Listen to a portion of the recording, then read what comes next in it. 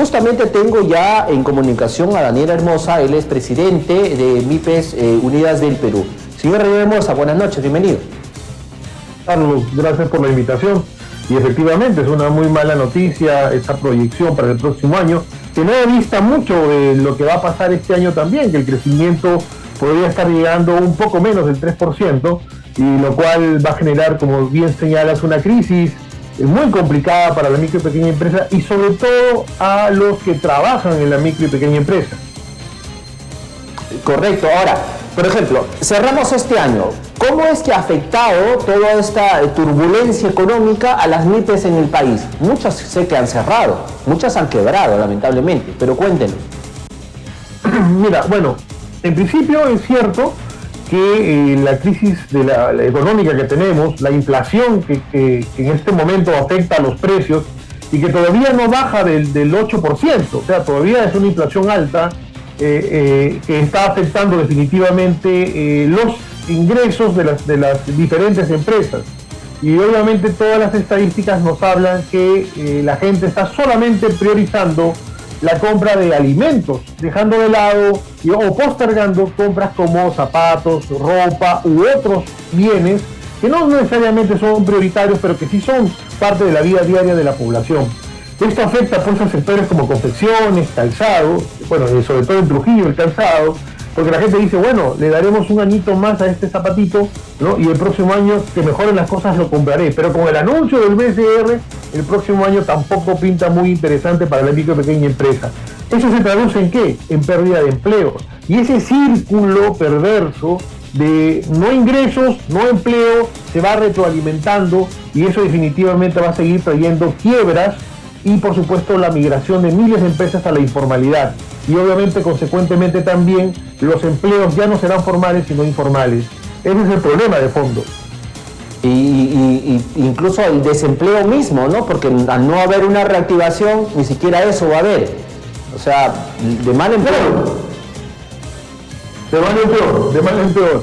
Efectivamente, o sea, aquí hay diferentes factores. Yo creo que el más importante de todos los factores que están golpeando la economía en general de las empresas, no importa el tamaño, es la desconfianza, la falta de credibilidad que tiene este gobierno.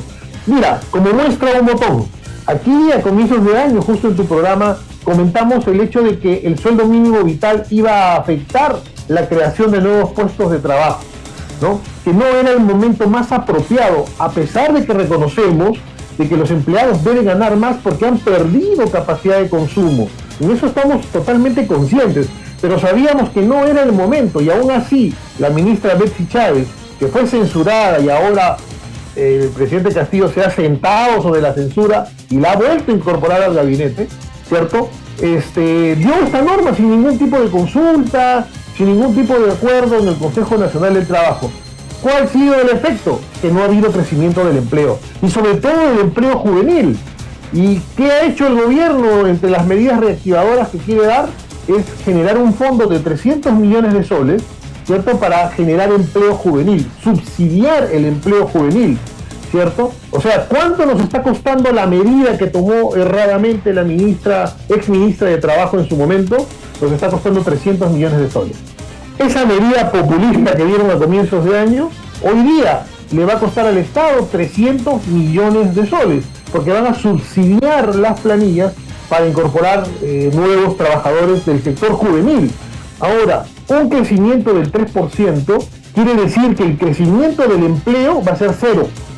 Va a ser cero. Para que se genere nuevo empleo, necesitamos crecer arriba del 4.5 o 5% para poder generar nuevos empleos. Con un crecimiento como el que tenemos, no se generan puestos de trabajo. Ese es el verdadero resultado de la mala política económica que hemos tenido en los últimos meses y obviamente la desconfianza que se tiene con este gobierno. El hecho de estas subvenciones, estos subsidios, estos bonos, este programa de reactivación que ha dado el ministro Curburneo, de poco o nada está sirviendo. Es que todo gira en función de la confianza. Si yo no tengo confianza en que, por ejemplo, el pobre ministro de Economía dure lo suficiente como para poder implementar todo lo que anunció, las 30 y tantas medidas que ha anunciado. Entonces, un empresario puede escuchar medidas interesantes, ¿cierto? Pero definitivamente dice, ¿doy el paso o no doy el paso? Entonces, te das cuenta el hecho de no tener confianza y no ver capacidad de este gobierno para solucionar los problemas. No han podido comprar urea, por favor, Carlos. ¿En qué país estamos? No han podido comprar. Y era una de las promesas que había hecho este gobierno con su famosa segunda reforma agraria. Y no han podido hacerlo. Entonces, por favor, si no pueden realizar una compra, imagínate qué nos depara el futuro. O sea, realmente la situación es bastante complicada y yo creo que el sector empresarial ya está tomando, sobre todo la micro y pequeña empresa, tomando, digamos, posición con respecto, y el 5 de octubre va a haber una marcha acá en Lima y esperemos que en provincias también haya una réplica, de tal manera de llamar la atención no solamente al Ejecutivo, sino también al Legislativo, que está mirando como si nada pasara, ¿no? Las malas decisiones que está tomando este gobierno, ¿cierto? Y que vemos cada vez que cambian ministros, y si no lo censura el Congreso, que dicho sea paso no son muchos, pero los ha hecho, lo saca por cuotas políticas, por prebendas políticas, y este gobierno realmente lo que está haciendo es pagar las facturas y los favores que se le debe a los diferentes componentes del Congreso que no se atreven a vacar al presidente. Ahora, ¿qué necesitan las pymes? Y hablamos de las pymes, ¿por qué? ¿Por qué se centra nuestro interés en ustedes? Porque ustedes finalmente son la gran masa laboral, la que genera justamente esta contratación de muchas y muchos peruanos. O sea, ahí radica la importancia en torno al fortalecimiento de ustedes como sector. Lo que pasa, Carlos, que nosotros somos parte de un tejido, ¿cierto? De una estructura empresarial. Si el sector minero se afecta, como ha venido siendo afectado en los últimos meses, por temas ideológicos, tanto el señor Bellido como la ex ministra Mirta Vázquez afectaron al sector el sector minero. Al igual que el turismo, tú recordarás la huelga de los operadores de Corpac, que afectó justo en una temporada tan importante para el sector turismo, ¿no? Como un tema de venganza, de fastidio, de odio al sector empresarial de parte de algunos personajes que tienen ideologías trasnochadas, ¿cierto? Entonces, esa afectación en los grandes motores del desarrollo es el efecto dominó. Cae el sector minero, vende menos el sector minero, es bloqueada las pistas para el sector minero, obviamente ingresa menos dinero, ¿cierto? Y los proveedores dejan de trabajar, y esto es un efecto dominó. Pasa lo mismo con la agroindustria, con el problema que hubo en la época de Sagasti, tú te acordarás, ¿cierto? El tema de los operadores, el tema del mínimo vital, o sea, todo ese desorden hace que todo el tejido empresarial esté permanentemente en un estado de desconfianza. ¿Y eso qué genera? Genera la paralización de las inversiones. Recuerda que ya se ha dicho de que la inversión privada este año es 0 y el próximo año también va a ser igual. Entonces, si no hay inversión privada, ¿cómo es que vamos a generar más puestos de trabajo? Entonces, ¿qué están haciendo las MIPES? Sobreviviendo. ¿Y qué hacen las que ya están en una situación muy complicada? Se van a la informalidad. Entonces, dejan de pagar planillas, dejan de pagar impuestos, dejan de pagar las deudas, ¿cierto? Y migran a la informalidad y ahí tratan de mantenerse hasta que soplen mejores vientos. Hemos retrocedido 10 años, si no es más, ¿cierto?, en el desarrollo empresarial. ¿Qué cosa quiere decir? Que si mi empresa hace 10 años tenía 5 trabajadores y ya había ingresado a la formalidad, hoy día he retrocedido hace 10 años atrás y otra vez soy informal. Entonces no podemos seguir con esta situación porque este país va a ser inviable si es que no tenemos a las MIPES trabajando. Y ahí tenemos problemas también, que no hay presupuesto para compras Mi Perú, el engañamuchachos del Reactiva 3, ¿cierto? Que no ha salido el Reactiva 3 y las empresas tienen complicaciones para pagar el Reactiva 1 y 2. Entonces, realmente la situación no pinta bien y creemos que ya el Congreso debe comenzar a tomar posición en ese sentido y no pensar en sus intereses grupales y pensar en el país de verdad. ¿Qué es lo que están pidiendo las pymes, por ejemplo, para intentar salvar este año, al menos, y plantear algunos cimientos para el próximo 2023?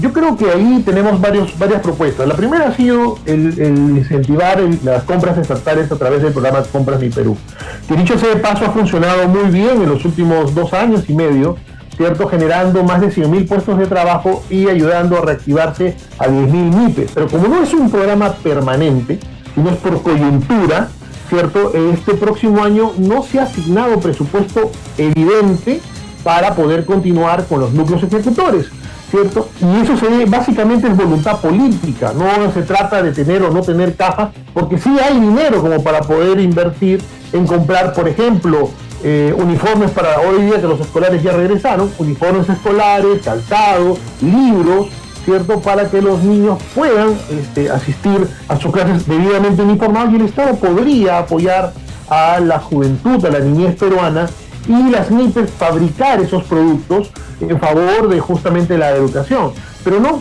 simple y llanamente todavía no hay, y aparentemente hemos visto la ley de presupuesto, no se ha asignado recursos como, por ejemplo, Compras Mi Perú. Las compras estatales están lejos de la micro y pequeña empresa. Recuerda que hay un mecanismo que se llama la adquisición directa, compra directa, hasta 40.000 soles. Ellos compran o contratan servicios, las entidades del Estado, pero sin la publicidad debida, vale decir, son invitaciones directas. Entonces, ese tipo de compras son justo para el tamaño de la micro y pequeña empresa. En consecuencia, estamos pidiendo que eso se visibilice a través de un portal de compras MIPE, de tal manera que podamos todos tener conocimiento de qué cosa está pasando cuando es el monto menor de 40.000 soles. Entonces, por ejemplo, eso es una medida. La segunda medida es el tema tributario. Ya empezaron a embargar cuentas, ya empezaron a notificar, ya empezaron a ajustar, por decirlo de alguna manera, a los empresarios de la micro y pequeña empresa que todavía no están reactivados.